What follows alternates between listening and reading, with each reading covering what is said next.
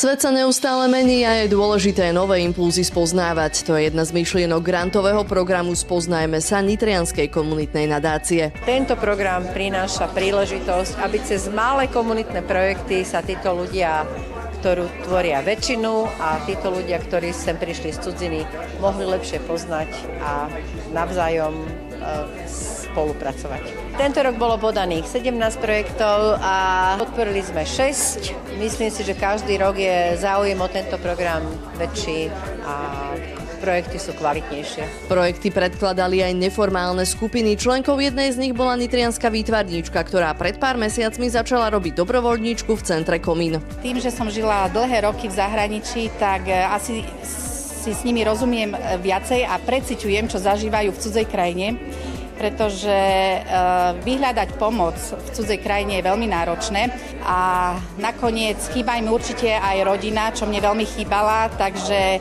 verím, že majú podporu i mimo takých pracovných záležitostí a stretávame sa aj v súkromnom živote. Ľudí veľmi ovplyvňuje to, ako sa o ľuďoch s migračnou skúsenosťou hovorí napríklad v médiách.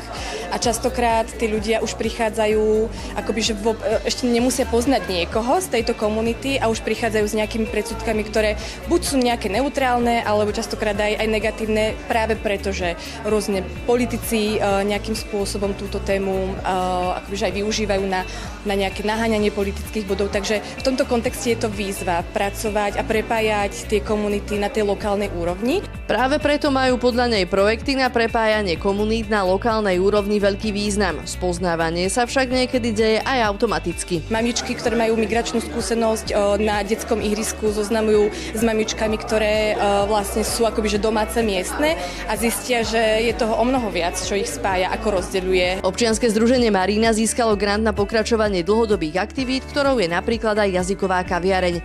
Tá je otvorená aj pre Slovákov, ktorí sa chcú porozprávať v cudzom jazyku s ľuďmi, pre ktorých je jazykom materinským. Pracujeme s ľuďmi, ktorí sú aktívni v integrácii, aj s organizáciami, čiže presne vieme, kto reálne robí tú integráciu. A ja som veľmi rada, že práve v tomto kole boli vyhodnotené organizácie, a dobrovoľníci, ktorí reálne sú zapojené a robia a majú skúsenosť s integráciou. Podľa aktuálnych štatistík je z celkového počtu obyvateľov Nitry 19% cudzincov. Aká je tá najzastúpenejšia národnosť, ktorá pobýva v Nitre? Stále to ukrajinská, česká národnosť, ruská národnosť, Srbi sú tu nasilne zastúpení. Teraz nám vstúpajú Vietnamci, ktorí ako idú, ten počet nám narastá veľký.